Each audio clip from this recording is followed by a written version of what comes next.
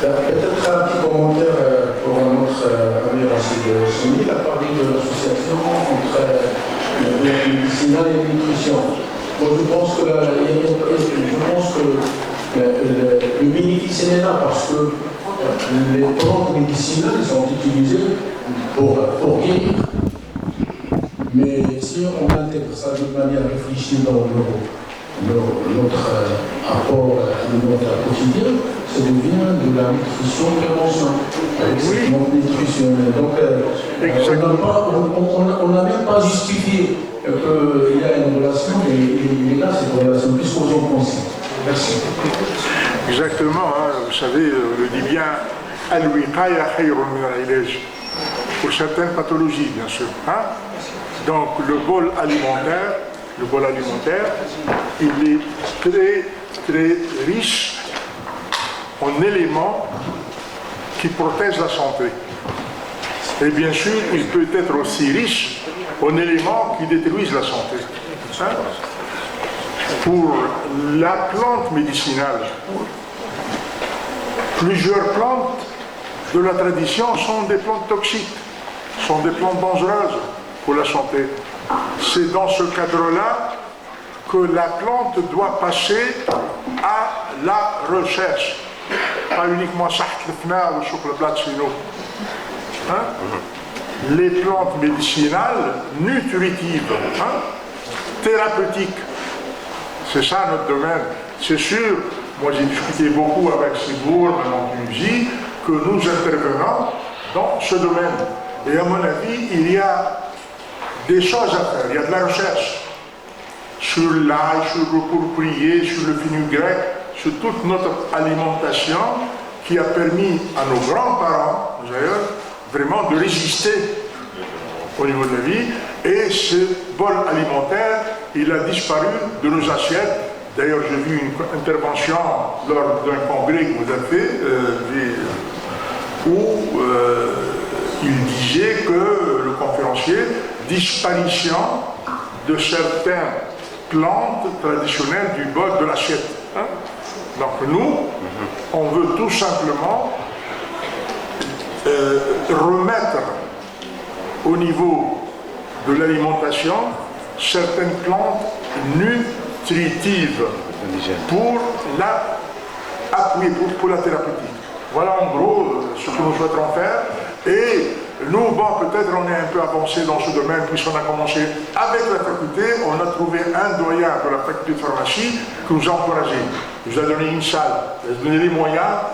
Et c'est vrai, nous avons une dizaine d'Algériens qui viennent chez nous. Nous travaillons aussi avec la faculté de pharmacie de Rabat, avec le professeur Rachid Nazari dans le temps d'autres. Et Inch'Allah, au niveau de notre confédération, on arrivera à dynamiser, premièrement, à encourager les échanges entre nos médecins, pharmaciens, biologistes et chercheurs. Il faut qu'on arrive. Le Maghreb, c'est un petit pays. Et on est isolé par des frontières politiques, pas des frontières scientifiques. Il faut casser ces frontières. Et comme l'a dit Chabtif, avec nos moyens limités, on trouve des appuis auprès de certaines sociétés. Notre ami Didier Sos, il est là, un témoignage vivant. D'autres sociétés aussi encouragent ces domaines de recherche-développement et de sociétés savantes. Donc, à mon avis, c'est la balle est dans notre camp. Et la balle maintenant, il a l'audience pour ces... Tout ce monde, moi je suis content de voir ces jeunes et moins jeunes dans ce congrès, pas dans l'autre congrès 5 étoiles à Marrakech. Merci.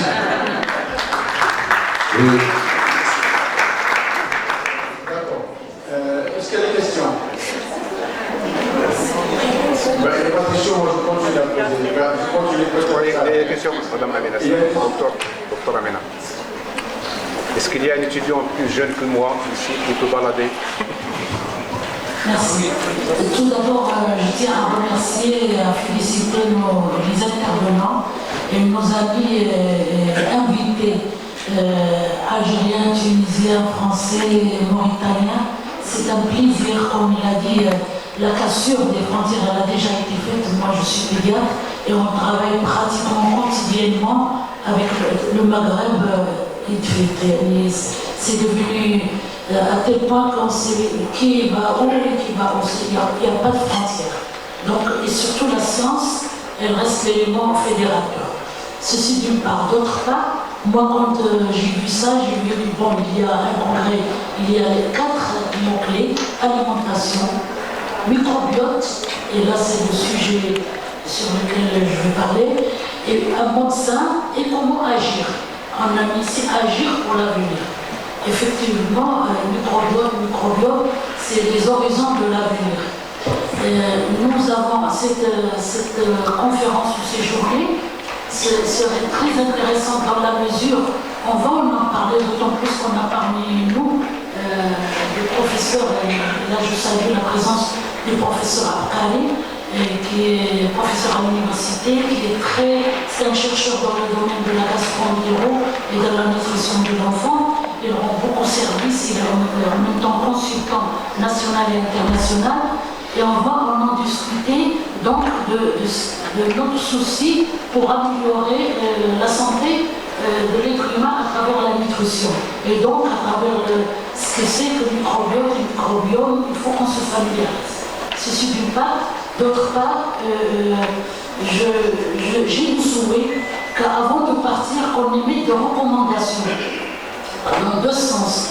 D'échanger, donc puisque nous sommes les Makarabala, d'échanger nos informations, notre recherche pour aller de l'avant et suivre la caravane qui est déjà loin, parce que ça fait une 20aine d'années qu'on parle de traitement de la santé à travers les recherches sur microbiote et microbiome.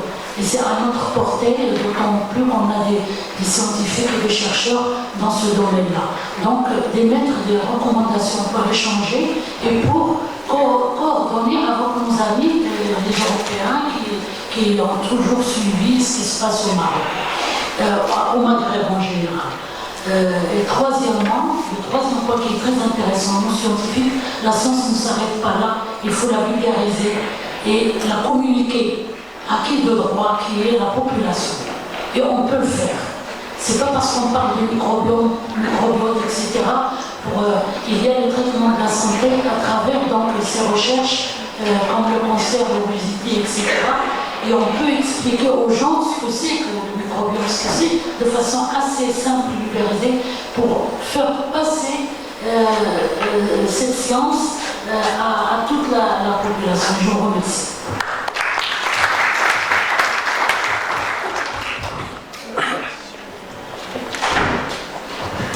Chère amie Amina, ici à votre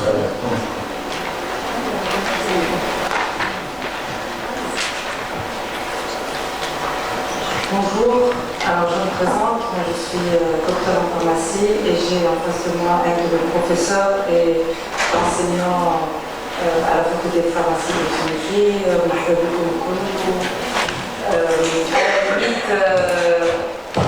ça fait revenir à tellement de souvenirs.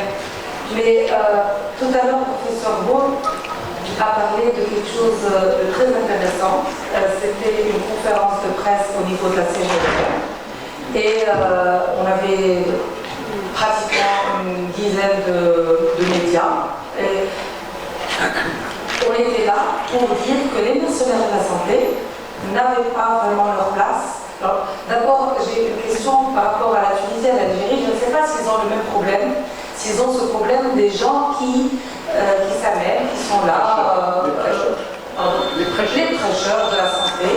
Et paradoxalement, les gens préfèrent les suivre parce qu'ils passent à la télé, ils passent pour les plus crédibles plutôt que de suivre les recommandations de leurs médecins et de leurs pharmaciens.